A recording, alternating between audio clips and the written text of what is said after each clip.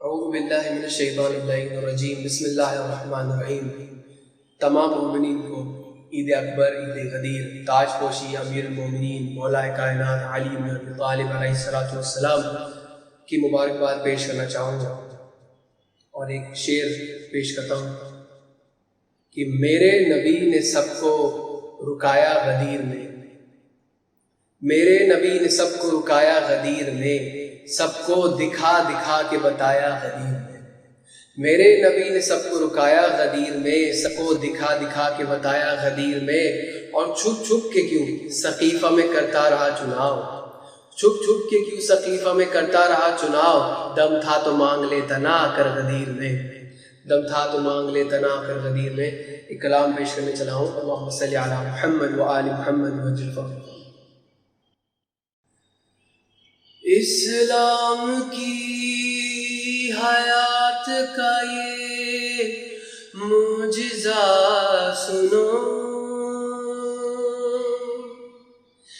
اسلام کی حیات کا یہ معجزہ سنو، میں اب غدیر پڑھتا ہوں، تم واقعہ سنو، سنو غدیر ہے یہ، حق کی تصویر ہے یہ، سنو غدیر ہے یہ، حق کی تصویر ہے یہ، سنو غدیر ہے یہ، حق کی تصویر ہے یہ۔ اللہ کے رسول جو حج کر چکے ادا، مکے سے نکل کر جو ابھی آئے مدینہ، تب راستے میں واقعہ ایک رونما ہوا، وہ واقعہ ستون ہی پھر دین کا بنا، اس واقعے کے عشق میں کتنے اسیر ہے، اس واقعے کا نام تو لوگوں غدیر ہے، سنو غدیر ہے یہ، حق کی تصویر ہے یہ، سنو غدیر ہے یہ، حق کی تصویر ہے یہ۔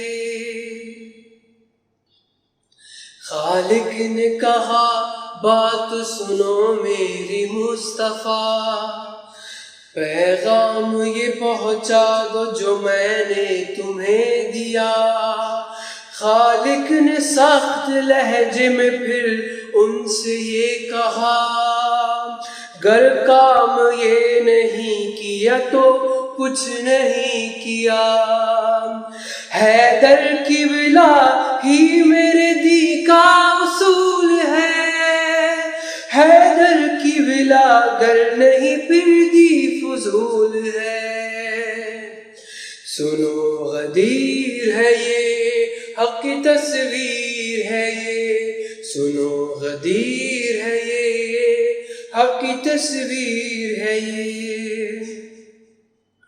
تب آسمان سے آیت بلغ ہوئی نازل، اللہ کہہ رہا ہے بھلا کون ہے قابل، حیدر کے سوا ایسا شرف کس کو ہو حاصل، تم بات میری کہہ دو کہ جو بھی ہو مقابل، جس سے بھی تمہیں خطرہ ہے اس کو ہراؤں گا، اللہ کہہ رہا ہے تمہیں میں بچاؤں گا، سنو غدیر ہے یہ، حق کی تصویر ہے یہ، سنو غدیر ہے یہ، حق کی تصویر ہے یہ۔ پیغام یہ دینا ہے ابھی سب کو رکاؤ، سلمان تم یہ بات ابھی سب کو سناؤ، خیر العمل کی آج صدا تم یہ لگاؤ، یہ سن کے شیخ اپنے کلیجے کو جلاؤ، نسبت نسبت نسبت غدیر سے جو یہ جملے کو مل گئی، خیر العمل لزام تیری اس لیے نہیں۔ سنو غدیر ہے یہ، حق کی تصویر ہے یہ، پھر سب سے مخاطب ہوئے اور بولے مصطفیٰ، نفسوں پہ تم سے زیادہ تمہارے ہے حق میرا۔ جی ہاں رسول سب کے لبوں پر تھی یہ صدا، حیدر کو پھر اٹھا کے محمد نے یہ کہا، مولا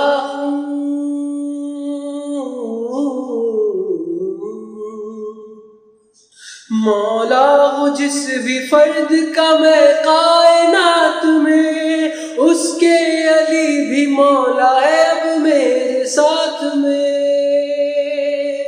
اب میرے ساتھ میں۔ بیعت علی کی 3 دنوں تک تھی کی گئی، برپا تھا جشن اس جگہ خوشیوں کی بات تھی، ان سارے 1.25 لاکھ میں کچھ کو جلن ہوئی، اور دوسرے جناب کے دل پر چھری چلی، ممبر بنا غدیر کا پالان دب گئے، بخن زباں پہ آ گیا ارمان دب گئے۔ سنو غدیر ہے یہ، حق کی تصویر ہے یہ۔ حارث نے پھر رسول سے جا کر کیا سوال، یہ حکم ہے خدا کا یا ہے آپ کا خیال؟ مجھ کو تو لگ رہا ہے تمہاری ہے کوئی چال، پتھر گرے گا مجھ پہ جو ہو حکم ذوالجلال۔ پتھر کی سزا مانگ لی کتنا غرور تھا، پتھر کی سزا مانگ لی کتنا غرور تھا، تو مر گیا ہے بغض علی کا قصور تھا۔ سنو غدیر ہے یہ، حق کی تصویر ہے یہ، سنو غدیر ہے یہ، حق کی تصویر ہے یہ۔ اللہ تیرا شکریہ، عشق ولی دیا، قرآن دیا، ساتھ میں تفسیر بھی دیا، وارث ہے دیا تو نے ہمیں یا علی دیا۔ اللہ نے کہا ہے کہ سب کو نہیں دیا، عباس اس شرف سے فقط وہ لطیف ہے، عباس اس شرف سے فقط وہ لطیف ہے، اہل غدیر وہ ہے جس کی ماں شریف ہے، جس کی ماں شریف ہے، جس کی ماں شریف ہے۔ سنو غدیر ہے یہ، حق تصویر ہے یہ، سنو غدیر ہے یہ، حق تصویر ہے یہ۔ من كنت مولا فهذا علی المولا۔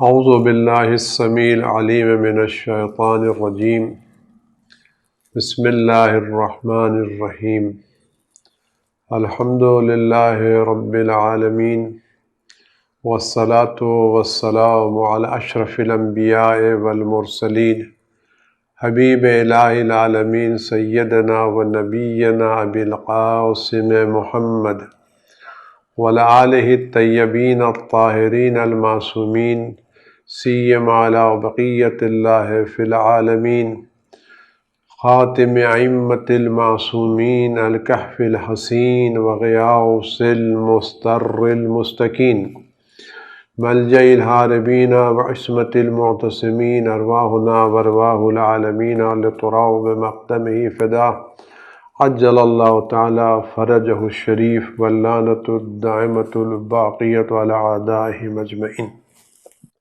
حضرات گرامی، السلام علیکم ورحمۃ اللہ وبرکاتہ۔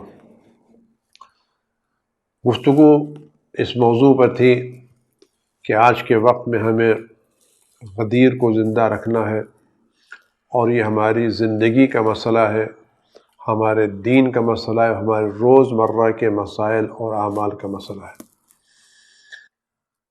سوال سیدھا سیدھا یہ ہے، آیا قرآن کریم میں ایسی کوئی آیت ہے جو حضرت علی ابن ابی طالب علیہ السلام کی امامت اور ولایت اور ان کی حکومت پر دلالت کرتی ہو؟ جبکہ قرآن کریم کا یہ دعویٰ ہے کہ ہر خشک و تر اس میں موجود ہے اور ہر ضرورت کی چیزیں قرآن میں بیان کر دی گئی ہیں۔ یقیناً قرآن کریم میں حضرت علی ابن ابی طالب علیہ السلام اور اہل بیت اطہار علیہ السلام کی امامت اور ولایت پر متعدد آیتیں موجود ہیں۔ یہاں ہم صرف 2 آیتوں کا تذکرہ کریں گے اور اس کے بعد چند حدیثوں کا تذکرہ کریں گے، لیکن بات کو شروع کرنے سے پہلے اس بات کی طرف توجہ دینا بہت زیادہ ضروری ہے کہ قرآن کریم کی صحیح تفسیر اور صحیح معنی کے لیے پیغمبر اکرم صلی اللہ علیہ وسلم کی حدیث کا سہارا لینا ضروری ہے۔ اور قرآن کریم نے اس بات کی طرف اشارہ بھی کیا، جیسے سورہ مبارک نحل کی آیت میں ارشاد ہوتا ہے، سورہ مبارک نحل کی آیت میں قرآن کریم اللہ تعالیٰ کا ارشاد ہے کہ ہم نے تم پر قرآن نازل کیا بالبینات۔ سورہ مبارک نحل کی آیت نمبر 44 میں ارشاد ہوتا ہے وَأَنزَلْنَا إِلَيْكَ الذِّكْرَ لِتُبَيِّنَ لِلنَّاسِ مَا نُزِّلَ إِلَيْهِمْ۔ ہم نے آپ پر ذکر نازل کیا، قرآن نازل کیا، لِتُبَيِّنَ لِلنَّاسِ مَا نُزِّلَ إِلَيْهِمْ، تاکہ آپ بیان کریں کہ ان کے لیے کیا نازل کیا گیا ہے۔ یعنی نزول احکام خدا کی طرف سے پیغمبر اکرم صلی اللہ علیہ وسلم کی ذات پر ہے، اور بیان احکام کی ذمہ داری حضرت رسول خدا صلی اللہ علیہ وآلہ وسلم کی ذمہ داری ہے۔ قرآن تفصیلات براہ راست بیان نہیں کرتا، قرآن کلیات بیان کرتا ہے، تفصیلات کی ذمہ داری حضرت رسول خدا صلی اللہ علیہ وآلہ وسلم کے ذمہ ہے۔ صاف سے تکن وَأَنزَلْنَا إِلَيْكَ الذِّكْرَ، ہم نے آپ پر قرآن نازل کیا کس لیے؟ لِتُبَيِّنَ لِلنَّاسِ مَا نُزِّلَ إِلَيْهِمْ، تاکہ جو ان کے لیے نازل کیا اس کی وضاحت آپ فرمائیں۔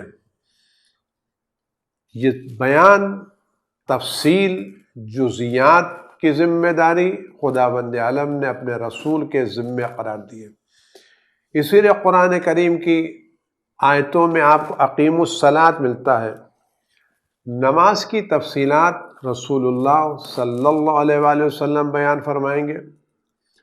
کتب علیکم الصیام، تم پر روزے واجب کر دیے گئے، روزے کی تفصیلات حضرت رسول خدا صلی اللہ علیہ وسلم بیان فرمائیں گے۔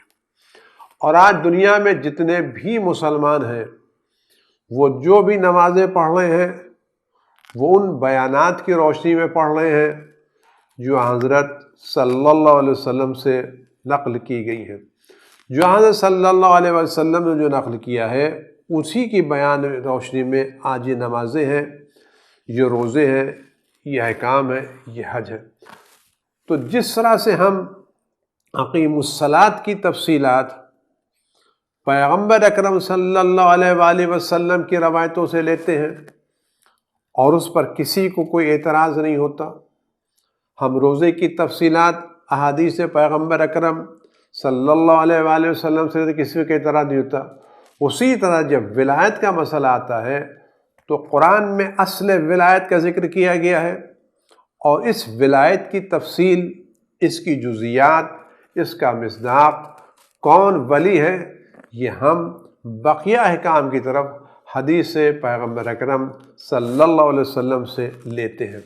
لہذا یہ ہماری ذمہ داری ہے کہ ہم یہ چیزیں وہاں سے لیں، اور اس میں کسی بھی مسلمان کو اعتراض نہیں ہونا چاہیے، اور کوئی مسلمان اس پہ اعتراض بھی نہیں کر سکتا۔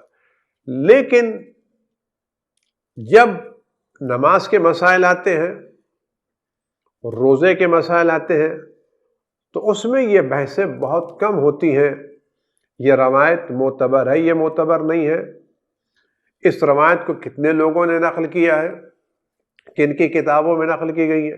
لیکن جب اہل بیت علیہ السلام کا اور خاص کر علی علیہ السلام کا ذکر آتا ہے تو بہت سے اعتراضات ہونے لگتے ہیں۔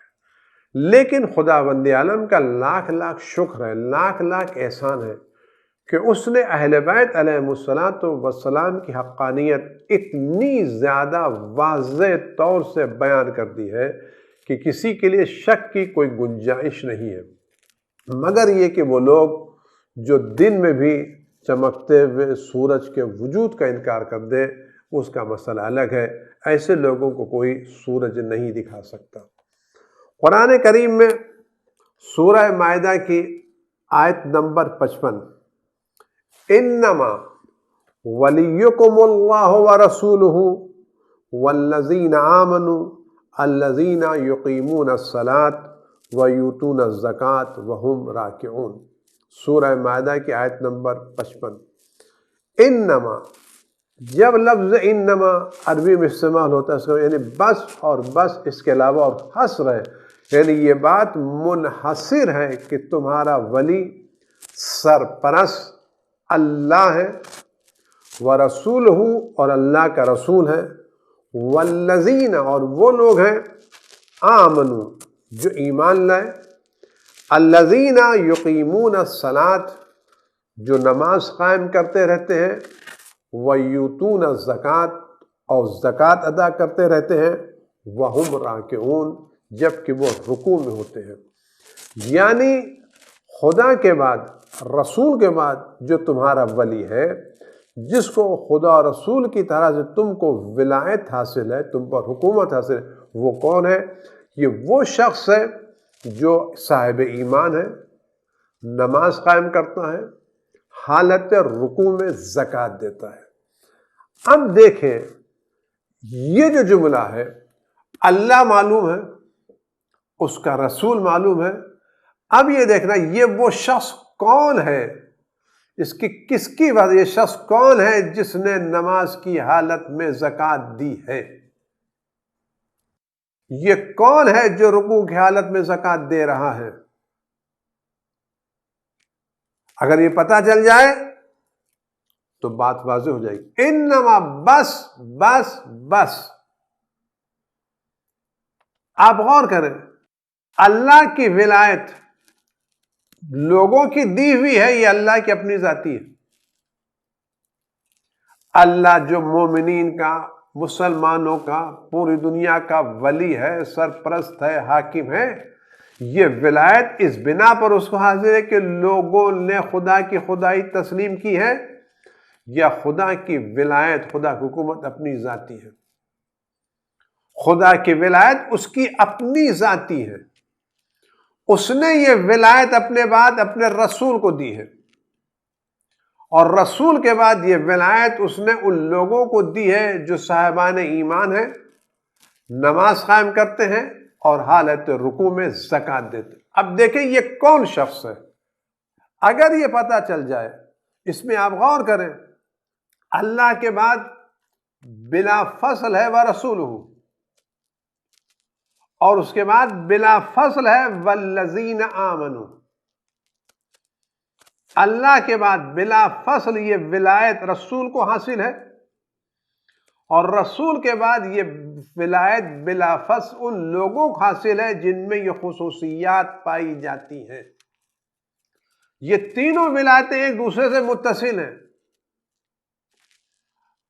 حالت رکوع میں زکوٰۃ دینے والے کی ولایت متصل ہے رسول اللہ سے، رسول اللہ کی ولایت متصل ہے اللہ سے، تو اللہ کے بعد بلا فصل رسول ولی، اور رسول کے بعد بلا فصل وہ شخص ولی ہے جس کو یہ ولایت، جو حالت رکوع میں زکوٰۃ ہے۔ یہ ہے کون شخص؟ اب آپ قرآن اٹھا کے، اب آپ روایتیں اٹھا کے دیکھیں، آپ دیکھیں یہ روایت کہاں ہے اور کن لوگوں نے اس روایت میں نقل کیا ہے۔ عبداللہ بن عباس معتبر راوی ہیں، نزدیک ہیں، پڑھے لکھے ہیں، ان کا بیان ہے ایک روز میں چاہے زمزم کے پاس بیٹھا ہوا، یعنی ایام حج کا زمانہ تھا، اور لوگوں کو رسول اللہ صلی اللہ علیہ وسلم کی حدیثیں سنا رہا تھا کہ اچانک ایک شخص قریب آیا، اس کے سر پر عمامہ تھا، اس نے اپنا چہرہ چھپا رکھا تھا۔ جب بھی میں پیغمبر اکرم صلی اللہ علیہ وآلہ وسلم کی کوئی روایت بیان کرتا تھا تو وہ بھی اپنی طرف سے کہتا تھا رسول اللہ صلی اللہ علیہ وسلم نے یہ بیان فرمایا ہے۔ ابن عباس نے اس شخص کو قسم دی، اپنا تعارف کرو، تم ہو کون؟ اس نے اپنے چہرے سے نقاب الٹ دی اور پکار کے ایک آواز دی، جو شخص مجھے نہیں جانتا وہ جان لے، میں ابو ذر غفاری ہوں۔ ان کانوں سے میں نے خود رسول اللہ صلی اللہ علیہ وآلہ وسلم کو فرماتے ہوئے سنا ہے، اگر میں جھوٹ بول رہا ہوں تو میرے یہ دونوں کان بہرے ہو جائیں۔ مکہ ہے، مسجد الحرام ہے، شاہد ہے، اگر یہ غلط رہا کہ بہرے ہو جائے میرے کان، کہ حضرت صلی اللہ علیہ وآلہ وسلم نے فرمایا علی قائد البررہ وقاتل الکفرہ منصور من نصرہ مخذول من خذلہ۔ علی تمام نیک لوگوں کے قائد و رہبر، جو شخص علی کی مدد کرے اس کی مدد ہوگی، وہ کامیاب ہے، جو علی کو چھوڑ دے وہ ذلیل و خوار ہے۔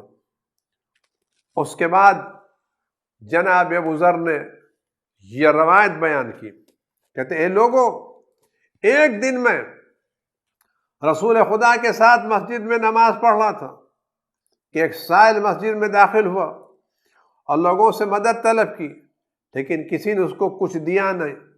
اس نے اپنا ہاتھ آسمان کی طرف بلند کر کے کہا، خدایا گواہ رہنا، میں نے تیرے رسول کی مسجد میں مدد طلب کی لیکن کسی نے مجھے جواب تک نہیں دیا۔ ایسی حالت میں جب حضرت علی علیہ السلام رکوع میں تھے، اپنے دائنے ہاتھ کی آخری انگلی سے اشارہ کیا، سائل قریب آیا اور انگوٹھی آپ کے دست مبارک سے لے لی۔ پیغمبر خدا نے جو اس وقت حالت نماز میں تھے اس واقعے کو دیکھا، ان کو احساس ہوا، یہ دیکھ رہے تھے۔ آپ نماز سے فارغ ہوئے تو سر آسمان کی طرف بلند کر کے فرمایا، یعنی یہ نماز مستحبی نماز تھی، رسول الگ نماز پڑھ رہے تھے، علیہ السلام بھی نماز پڑھ رہے تھے۔ رسول اللہ نے نماز تمام کرنے کے بعد آواز دی، خدایا میرے بھائی موسیٰ نے تجھ سے سوال کیا تھا، ان کے سینے کو کشادہ کر دے، ان کے کام ان پر آسان کر دے، ان کی زبان کی گرہ کو کھول دے تاکہ لوگ ان کی باتیں سمجھ سکیں۔ نیز موسیٰ نے سوال کیا تو ان کے بھائی ہارون کو وزیر، ناصر و مددگار قرار دے اور ان کے ذریعے ان کی قوت ضع فرما اور ان کے کاموں میں شریک قرار دے۔ خدایا میں تیرا محمد، تیرا رسول اور برگزیدہ ہوں، میرے سینے کو کھول دے، میرے کام کو مجھ پر آسان کر دے اور میرے خاندان سے میرے علی کو میرا وزیر بنا دے اور ان کی وجہ سے میرے کمر کو مضبوط کر دے، مجھے قوی کہتے۔ جناب ابو ذر فرماتے ہیں ابھی پیغمبر اکرم صلی اللہ علیہ وآلہ وسلم کی دعا تمام نہیں ہونے پائی تھی کہ جبریل امین نازل ہوئے اور فرمانے لگے پیغمبر پڑھیں۔ پیغمبر کیا پڑھوں؟ تجھے آواز دی انما ولیکم اللہ وَرَسُولُهُ وَالَّذِينَ آمَنُوا الَّذِينَ يُقِيمُونَ الصَّلَاةَ وَيُؤْتُونَ الزَّكَاةَ وَهُمْ راكعون۔ اب آپ غور کریں، اس تفسیر نے باقاعدہ بتا دیا ہے کہ یہ ایمان لانے والے، حالت رکوع میں زکوٰۃ دینے والے کون ہیں؟ یہ صرف علی ابن ابی طالب علیہ السلام ہے۔ اور یہ روایت کس نے بیان کی ہے؟ یہ روایت اس صحابی رسول جناب ابو ذر غفاری کی روایت ہے، جن کے بارے میں پیغمبر اکرم صلی اللہ علیہ وآلہ وسلم نے فرمایا ہے کہ آسمان نے سایہ نہیں ڈالا، زمین نے بوجھ نہیں اٹھایا کسی ایسے سچے کا جو ابو ذر سے زیادہ صادق اللہجہ ہو۔ یعنی یہ روایت اس صادق اللہجہ ابو ذر نے بیان کی، جن کی صداقت کی ضمانت رسول خدا صلی اللہ علیہ وآلہ وسلم نے لی ہے۔ آپ اس روایت کو پڑھ ڈالیں۔ ابن عباس راوی ہیں، ابو ذر کی زبان سے روایت نقل ہوئی ہے، جناب ابو ذر صادق اللہجہ ہیں، ان کے صداقت لہجے کی گواہی رسول خدا صلی اللہ علیہ وآلہ وسلم نے دی ہے۔ اور اس واقعے کو اگر ہم آگے بڑھ کے دیکھیں تو یہ بات کئی علماء اہل سنت نے اس واقعے کو، کہ یہ آیت اس وقت نازل ہوئی جب رکوع کی حالت میں حضرت علیہ السلام نے زکوٰۃ دی، کس نے نقل کیا ہے؟ محب الدین طبری نے اپنی کتاب ذخائر العقبہ میں، علامہ قاضی شوکانی نے تفسیر فتح القدیر جلد 2 صفحہ 50 پر، واحدی نے اسباب النزول میں صفحہ 148 پر، سبت ابن جوزی نے تذکرۃ الخواص صفحہ 118 پر، طبری نے اپنی تفسیر میں، سیوطی نے در المنصور جلد 2 صفحہ 393، کنز العمال میں جلد 391، صحیح نسائی میں بھی یہ روایت موجود ہے۔ آپ غور کریں، یہ چند حوالے جو میں نے آپ کے سامنے دیے۔ اب آپ غور کریں، ان علماء نے جو روایت نقل کی کہ یہ روایت بتا رہی ہے کہ آیت حضرت علی علیہ السلام کے بارے میں نازل ہوئی، کیا اس کے بعد بھی کوئی کسر رہ جاتی ہے علی کی امامت اور خلافت بلا فصل کی خاطر؟ اگر آج ہم کتابوں کا مطالعہ کریں تو یہ بات آتی ہے، اگر کسی کے بارے میں ایک آیت نازل ہوئی ہو اور اس ایک آیت کا تذکرہ کسی ایک کتاب میں مل گیا ہو تو سارے لوگ اس کتاب پر اعتماد کر لیتے ہیں، لیکن جہاں حوالوں کا انبار لگا ہو، متعدد لوگوں نے روایتیں نقل کی ہوں، ہم ان کا جب مسئلہ آتا ہے تو اعتراض کرنا شروع کر دیتے ہیں۔ اور یہ بات اتنی زیادہ واضح تھی کہ حسان بن ثابت انصاری نے اپنے شعر میں تذکرہ فرمایا، علی آپ وہ ہیں جنہوں نے حالت رکوع میں زکوٰۃ دی، آپ پر میری جانیں فدا ہوں اے بہترین رکوع کرنے والے۔ اب آپ غور کریں، اس میں جو جملہ ہے، کہتے ہیں یہاں ولی سے مراد دوست ہے۔ خدا بند عالم اس آیت میں ولی کا لفظ ایک مرتبہ استعمال، انما ولیکم اللہ ورسولہ۔ اگر ہم کہیں انما حصر کے لحاظ صرف اور صرف یہ بات اتنی ہے بس، اگر کہیں یہ ولی دوست کے معنی تو کیا مسلمانوں کا دوست صرف اور صرف خدا ہے؟ بقیہ برادران مومن ایک دوسرے کے دوست نہیں ہیں؟ ناصر کی بات کریں تو کیا صرف خدائی خدا نصرت کرنے والا دوسرا کوئی مددگار نہیں ہے؟ وہ کون سی چیز ہے جو اللہ کی ذات میں منحصر ہے؟ وہ اللہ کی ذات میں مومنین کا اختیار منحصر ہے. یعنی مومنین کے جانوں پر، مومنین کے مال پر، مومنین کی چیزوں پر اگر کسی کو پورا پورا اختیار حاصل ہے وہ خدا. اس کے بعد اگر یہ کسی کے اختیار حاصل ہے تو اس کا رسول، اور اس کے بعد یہ کسی کے اختیار حاصل ہے تو علی ابن ابی طالب علیہ الصلوۃ والسلام. اگر آپ غور کریں، اور آیا یہ آیت فضیلت کی آیت ہے یا نہیں؟ ایک بات بتا دیں، قرآن میں جو آیت انما ولیکم اللہ، یہ آیت فضیلت کی آیت ہے یا آیت نہیں؟ فضیلت کب بنتی ہے؟ فضیلت اسی وقت بنتی جب کوئی چیز کسی سے مخصوص ہو اور دوسروں میں نہ پائی جاتی ہو. عمومی صفت فضیلت نہیں بنتی. فضیلت وہ چیز بنتی ہے جو مخصوص ہو. آیا یہ آیت فضیلت کی آیت ہے یا نہیں؟ عزت کی آیت ہے یا نہیں؟ اگر یہ عزت کی آیت ہے، فضیلت کی آیت، فضیلت کب بنے گی؟ فضیلت اس وقت بنے گی جب ایک سے مخصوص ہو. اب آپ غور کریں تو وہ ولایت جو اللہ کو حاصل ہے، اللہ کی موجودگی میں کیا کوئی دوسرا ولی ہو سکتا ہے؟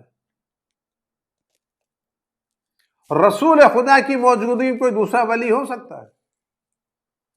جس طرح سے ولایت اللہ کی ذات میں منحصر ہے، اور اللہ نے یہ ولایت اپنے بعد بلا فصل رسول کو دی ہے، تو رسول کے بعد یہ ولایت منحصر ہے ذات اقدس علی ابن ابی طالب علیہ الصلوۃ والسلام.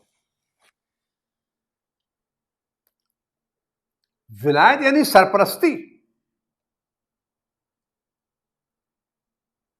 حکومت، اقتدار اعلی. یعنی ولی وہ جس کے اوپر کوئی ولی نہ ہو.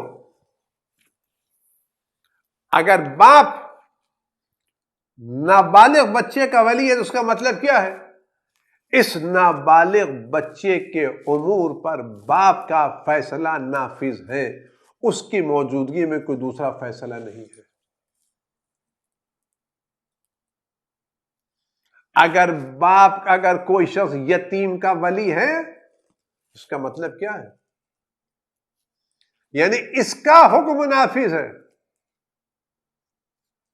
اگر کوئی کسی ادارے کا متولی ہے شرعی طور پر تو اس کی حکومت ہے. متولی کا مطلب کیا ہوتا ہے؟ یعنی وہ شخص جو اس وقت کا، اس ادارے کا ذمہ دار ہے، اس کا فیصلہ نافذ ہے، اس کی باتیں نافذ ہیں، اس کو اختیار حاصل ہے. وہ وقت کا دوست نہیں ہے، نہ صرف وہ وقت کا ذمہ دار ہے. وقت کا ذمہ دار ہے. تو جس طرح سے وہ وقت کا ذمہ، تو اللہ نے جس کو یہ ولایت دی ہے وہ مسلمانوں کا ذمہ دار ہے. جب وہ مسلمانوں کا ذمہ دار ہے تو اس کے اوپر کوئی نہیں، سب کو اس کا کہنا ماننا، اس کو کسی کا کہنا نہیں ماننا ہے.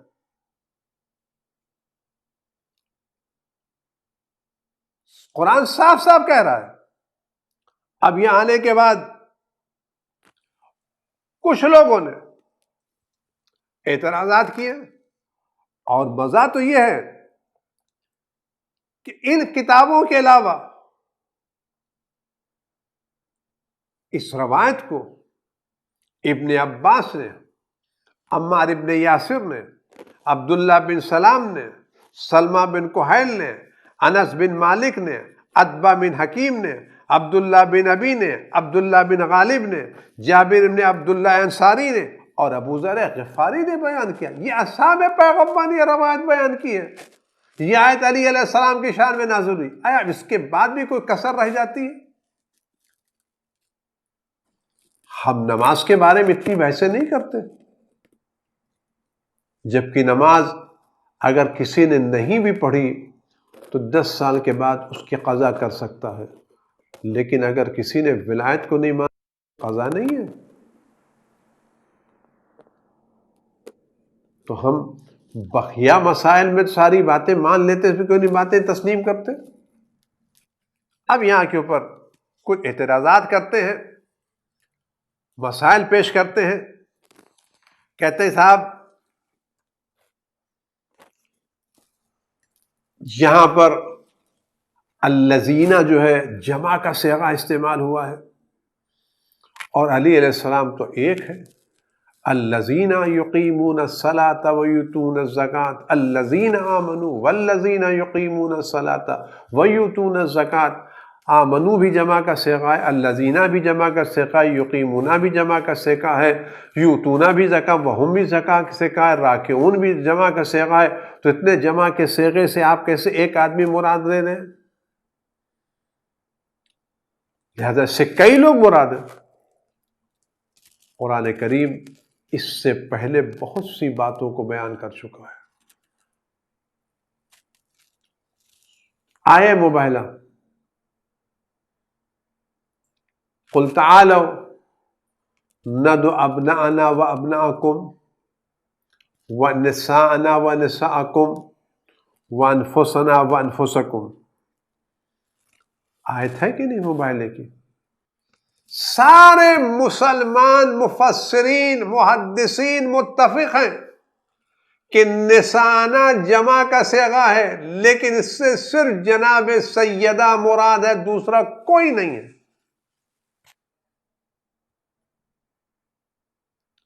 نسانا جمع کا صیغہ ہے، اپنی عورتوں کو بلاؤ، لیکن پیغمبر مصداق کے طور پر صرف ایک کو لے گئے، فاطمہ الزہرا سلام اللہ علیہا کو.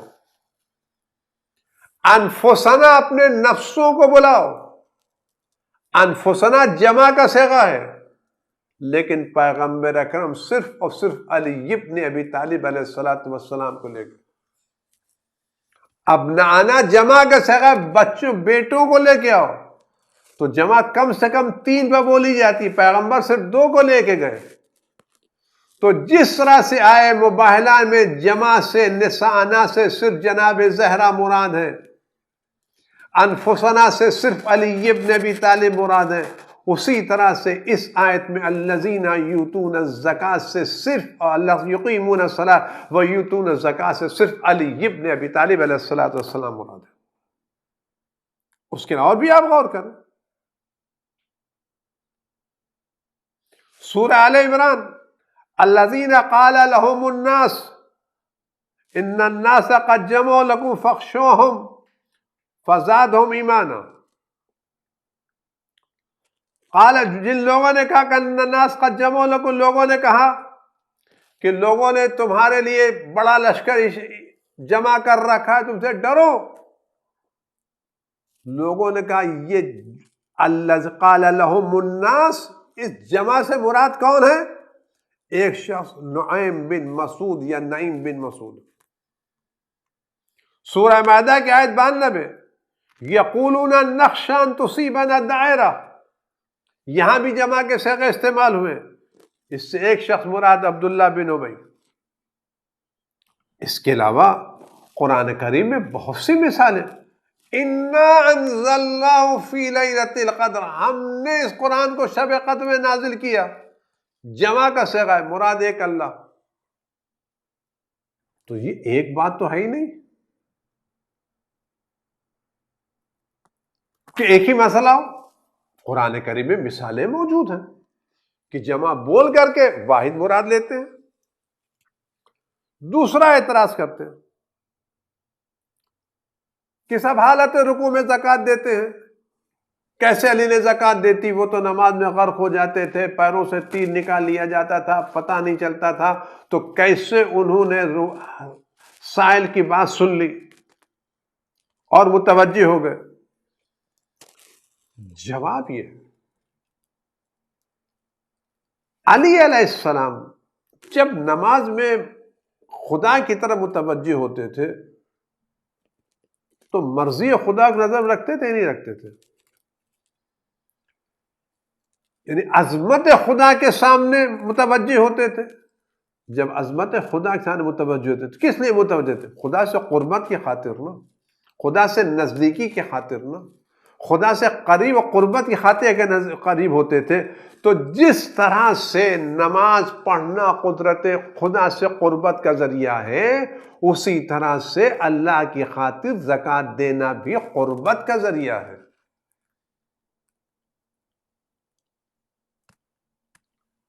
شخصی مسئلہ نہیں ہے، اور خدا سے قربت کا ذریعہ ہے۔ لہذا علیہ السلام جو حالات رکوع میں زکوٰۃ عبادت در عبادت ہے۔ کہتے صاحب یہ نماز میں فعل کثیر ہے۔ اب آپ غور کریں، میں آپ سے کیا عرض کروں کہ ایک انگلی کا اشارہ فعل کثیر ہے، اور نماز کے حالت میں داڑھی کھجانا یہ فعل کثیر نہیں ہے۔ داڑھی کھجانے سے نماز نہیں باطل ہوتی ہے، بلکہ نماز کی حالت میں بچھو سانپ کو مارنے سے نماز باطل نہیں ہوتی، شیر خوار بچے کو گود میں اٹھا لینے سے نماز باطل نہیں ہوتی، تو دودھ پینے والے بچے کو رو رہا ہو اٹھا لیا جائے نماز باطل نہیں ہوتی، کیڑا سامنے سے گزر رہا ہو پیر سے مار دیا جائے فعل کثیر نہیں ہے، داڑھی کھجائی جائے فعل کثیر نہیں ہے۔ لیکن علی علیہ السلام خالی ایک انگلی سے اشارہ کرے تو فعل کثیر۔ بچے کو نماز کی حالت میں گود میں لے لینا فعل کثیر نہیں ہے، علی کا ایک انگلی سے اشارہ کر دینا فعل کثیر ہے۔ کیوں؟ یہ سارے اعتراضات یہاں کیوں ہوتے ہیں؟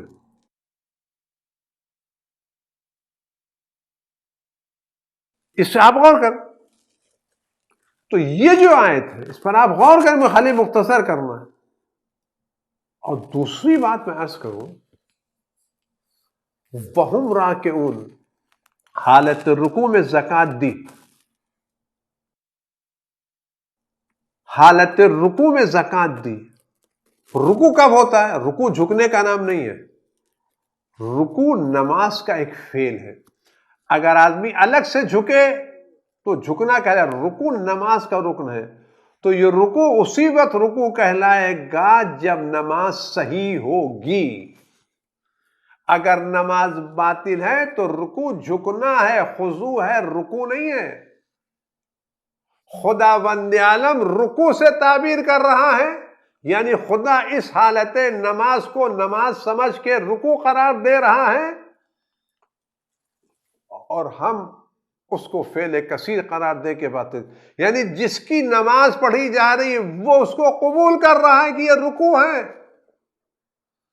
جو باہر کھڑے ان کو اعتراض ہو رہا ہے۔ اگر اس فعل کثیر سے نماز باطل ہو گئی ہوتی تو خدا کبھی بھی اس فعل کو رکوع سے تعبیر نہیں کرتا۔ خدا نے رکوع سے تعبیر کر کے بتایا یہ نماز درست اور خدا کی پسندیدہ ہے۔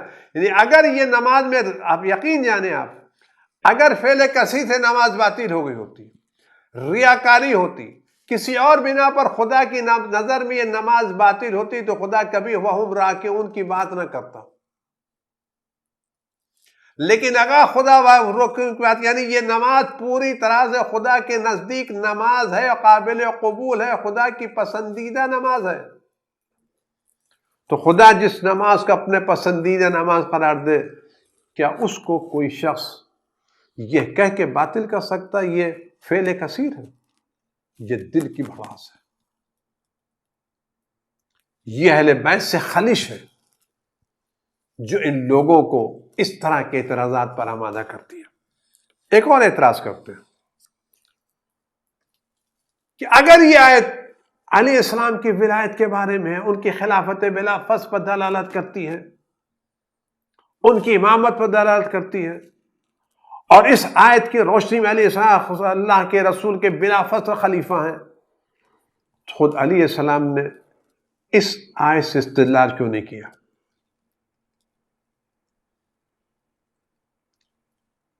جب آپ غور کریں، ابن مردوی نے، ابن ابی شیخ نے اور کنز الاموال نے واقعہ علیہ السلام نے اس آیت سے کئی جگہ استدلال کیا ہے، شورا میں استدلال کیا ہے۔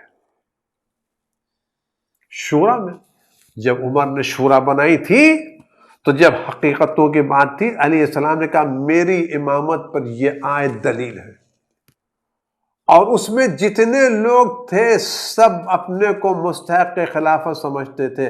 اگر کسی کی نظر میں یہ آیت علی علیہ السلام کی امامت اور ولایت پر دلالت نہ کرتی تو ان میں سے ان لوگوں کو ضرور اعتراض کرنا چاہیے تھا۔ یعنی علیہ السلام نے عدالت میں بات پیش کی۔ جو لوگ اپنی امامت کے دعوے ان کے کہا کہ دیکھو میری امامت پر دلیل یہ آیت ہے، اور ان لوگوں نے اس دلیل کو قبول کیا۔ لہذا یہ آیت حضرت علی ابن ابی طالب علیہ السلام کی امامت و ولایت و خلافت بلا فض پر ایک واضح آیت ہے۔ قرآن کی روشنی میں، حدیث کی روشنی میں، اور اس کے بعد کسی کو انکار کی کوئی گنجائش نہیں ہے۔ لیکن مسئلہ یہ ہے کہ اگر اس بات کو تسلیم کر لیں کہ آیت علیہ السلام کی ولایت پر دلالت کر رہی ہے، تو مسئلہ یہ کہ ہماری عقیدت کی عمارتیں مسمار ہو جائیں گی، اور ہم نے جو ریت کے گھروندے بنا کے رکھے ہیں ان کو ہم کہاں لے جائیں گے؟ لیکن آپ کتنا ہی کوشش کر ڈالیں، آپ کی کوششوں سے علی کی ولایت کمزور نہیں ہوگی، اور آپ کی دلیلوں سے دوسروں کی امامت مضبوط نہیں ہوگی۔ یہ آیت واضح طور پر پکار کر کے روایتوں کی روشنی میں، سندوں کی روشنی میں، حوالوں کی روشنی میں علی علیہ السلام کی خلافت بلا فساد کر رہی ہے، اور ہماری ذمہ داری ہے ہم اس آیت کو قبول کریں۔ ورنہ اگر ہم نے قبول نہیں کیا تو ہم عمدن یا سہون یا نادانستہ طور پر خدا اور رسول کی باتوں کی تکذیب کر رہے ہیں۔ خدا ہم سب کو اس سے محفوظ رکھے اور ہمیں حق کو قبول کرنے کی سعادت اور توفیق عنایت فرمائے۔ والسلام علیکم ورحمۃ اللہ وبرکاتہ۔